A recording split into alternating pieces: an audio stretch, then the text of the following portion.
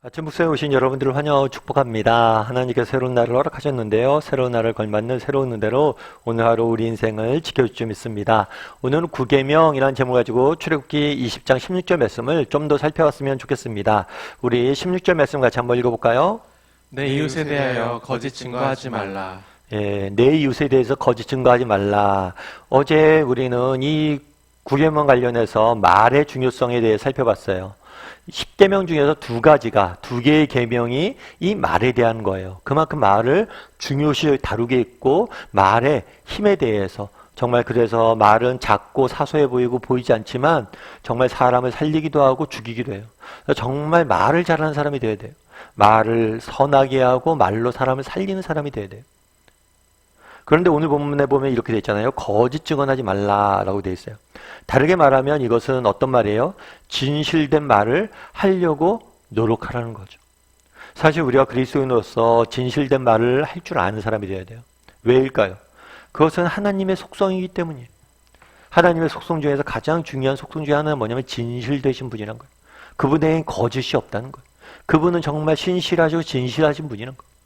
따라서 우리도 예수를 믿는다면 하나님을 닮아서 정말 진실할 수 있어야 돼요. 세상은 사단은 뭐라고 소개하고 있어? 성경에 거짓의 영이라고 이야기를 해요. 그래서 세상의 가장 중요한 특징은 뭐냐면 거짓이에요. 또 반대로 하나님의 가장 중요한 특징은 뭐예요? 진실이에요. 따라서 우리가 예수님을 믿는다면 이 진실을 추구할 줄 아는 사람이 되어야 됩니다. 그런데 우리가 한 가지 기억할 것이 있어요. 그건 뭐냐면 우리가 진실을 추구한다고 해서 단순히 사실만을 이야기하는 건 아니에요. 예를 들면 그런 것이 있죠. 우리의 사랑하는 사람이 큰 중병에 걸렸다라고 생각해 보십시오. 이 병을 알려주는 것이 그에게 도움이 되는지 아니면 그것들을 숨기는 게 그게 도움이 되는지 알 수가 없어요. 때로는 그에게 병을 알려주지 않는 게 도움이 될 수도 있어요. 이럴 땐 부득이하게 거짓말을 해야 되는 거죠. 중요한 건 뭐냐면 단순히 사실을 말하냐 안 하냐는 거예요. 중요한 건 그 마음이에요. 정말 어떤 말을 할 때 누구를 위해서 말하냐? 정말 자신을 위해서 말하냐? 정말 다른 사람을 위해서 말하냐? 내가 자신을 위해서, 나를 위해서 말을 한다 생각하면 우리는 거짓말을 하게 될 것이고 그 거짓말은 악한 거짓말이 될 거예요. 그런데 정말 우리가 다른 사람을 살리기 위해서 말을 한다면 우리의 말은 진실된 말이 될 거예요. 때로는 우리가 사실을 말하지 아니하더라도 그건 진실된 말이 될 수가 있습니다. 그래서 우리가 말을 할 때 나는 이 말을 누굴 위해서 하느냐? 이걸 중요하게 봐야 돼. 물론 그렇다고 해서 우리가 사실이 아닌 것을 말하려고 함부로 말해야 된다는 게 아니에요. 우리가 하얀 거짓말이라고 그랬죠. 좋은 의도로 하는 거짓말. 이 하얀 거짓말조차도 뭐예요? 안 하려고 노력해야 돼요. 왜냐하면 자꾸만 이 하얀 거짓말을 하다 보면 이 거짓말이 우리의 습성이 되고 결국엔 이 거짓말이 악해질 수밖에 없기 때문이에요. 그래서 정말 거짓말은 최대한 안 하려고 노력을 해야 돼요. 2차 세계대전 당시에 그런 일이 있었어요. 유럽에서 어떤 분이 유대인을 숨겨줬어요. 신실한 그리스도인이 유대인을 숨겨준 거죠. 그 당시에 유대인을 숨겨주다가 붙잡히면 숨겨준 사람마저도 수용소에 끌려갈 때였어요. 그만큼 대단한 용기를 낸 거죠. 그런데 유대인을 숨겨주는데 나치가 찾아왔습니다. 찾아와서 물은 거죠. 여기에 유대인이 없냐? 그랬더니 이 사람이 책상을 쾅 치면서 여기 유대인이 없습니다 라고 이야기했죠. 왜 여기 책상을 쾅 쳤을까요? 여기엔 없다는 거야. 책상 아래에는. 이렇게 거짓말을 하지만 거짓말을 안 하려고 정말 노력을 하얀 거짓말이라도 진실을 말하려고 노력하는 모습들을 보게 되는 거예요. 그래서 우리가 항상 진실을 말하려고 노력해야 돼요. 왜냐하면 우리가 하얀 거짓말이라고 하다 보더라도 우리가 인간이 약하기 때문에 거짓말을 계속 하다 보면 정말 자기를 위한 나쁜 거짓말들을 하게 되어 있다는 거예요. 그리고 마지막으로 우리가 이 거짓 증언과 관련해서 한 가지 기억할 것이 있어요. 그건 뭐냐면 이 진실한 것. 이런 것은 옳을 뿐만 아니라 좋은 것이란 거예요. 하나님은 진실하십니다. 따라서 우리는 그리스도인들 진실하기 위해서 노력을 해야 돼요. 하지만 이 진실은 결국에 옳은 것일 뿐만 아니라 우리가 해야 되는 것일 뿐만 아니라 좋은 것이, 우리에게 유익한 것이. 사실 진실은 당장은 진실을 말하다 보면 당장은 손해보는 것처럼 느껴질 수 있어요. 하지만 결국에 진실은 뭐예요? 우리에게 이득이 돼. 왜냐하면 우리가 진실을 이야기하지 않고 거짓말을 이야기하다 보면 결국에 신뢰를 상실하게 될 것이고, 이 신뢰를 상실했을 때는 더 큰 손해로 우리에게 오기 때문에. 예전에 이제 박성수 장로님의 나는 진실한 자의 형통을 믿는다라는 책이 있는데, 그게 박성수 장로님의 이렇게 글을 본 적 있어요. 간증을 본 적 있어요. 그 박성수 장로님의 간증을 보면 이렇게 되어 있다고요.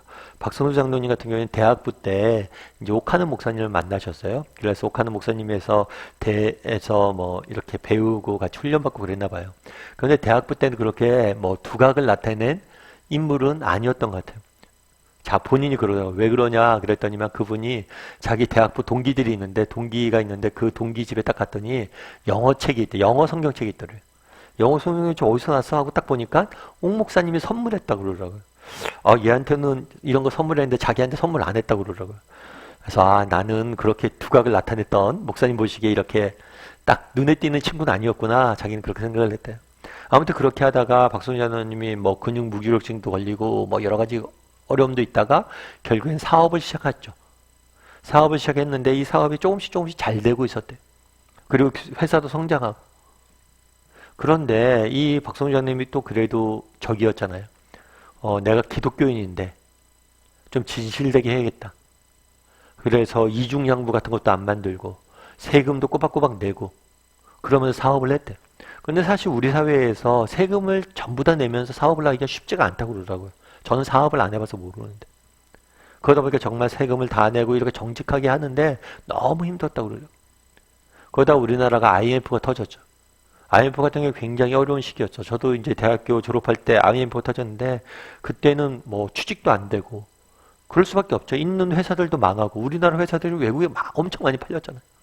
지금도 외환 위기다. 외환 위기 때문에 때만큼 환율이 올라간다 그러는데, 그때도 정말 환율도 올라가고 달러도 없어지고 너무나 큰 위기가 처해진 거예요.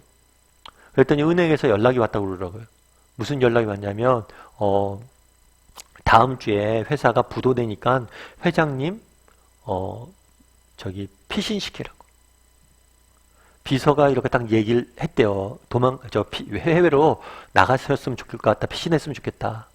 그랬더니 그러면 내가 이때까지 믿는다고 기업을 해왔는데, 야, 내가 믿음이 있지. 어딜 끝까지 난 있을 거야. 이런 얘기가 안 나오더래. 믿음이 있지만 두려움이 찾아왔대. 그래서 그 비서한테 그런 얘기를 했대요. 내가 이번 주 주일날 교회 가니까 예배 드리고 나서 내가 답을 줄게. 근데 그때 주일날 예배 갔는데 옥하는 목사님 그때 사랑하게 섬기실 때였는데 그 설교를 하셨대요. 때로 인생을 살다 보면 앞문이 닫히고 옆문이 닫혔을 때 하늘문을 여셔서 하나님께 구원하신다. 아마 IMF 때였으니까 너무 많은 사람들이 힘들고 어려웠으니까 위로 차원에서 했던 말씀인 것 같아요. 근데 그 말씀이 자기에게 너무 나를 향한 말씀이라고 다가왔대요. 그래서 뭘 했냐면 비서한테 아니 그냥 부도 나도 내가 책임지겠다 이렇게 이야기를 했대요. 그런데 부도는 다행히 안 났어요. 그런데 얼마 지나지 않아서 외국계 회사에서 이랜드에게 투자를 한 거예요. 사실은 그때는 외국계 회사가 우리나라 투자할 때가 아니었거든요. 우리나라 기업을 사고 팔리고 망할 때였으니까. 그럼 나중에 물어봤대요. 왜 그렇게 투자를 했냐고. 그랬더니 그 외국계 회사가 그런 얘기를 했대요. 한국 기업들 쭉 보니까 이중장부가 없는 데가 없대요. 이중장부, 삼중장부. 재정 상태가 파악이 안 되고 회사 규모가 파악이 안 된다. 그런데 이랜드는 정말 그런 게 없었다고. 그래서 내가 투자해야겠다. 그러다 보니까 그 당시 얼마나 힘들었어요. 근데 외국계에서 투자한다 그러니까 우리나라 국내 은행들 돈을 빌려주고. 그래서 IMF 때가 오히려 이랜드는 다시 한번 성장하는, 더 크게 성장하는 계기가 됐다고 그러죠.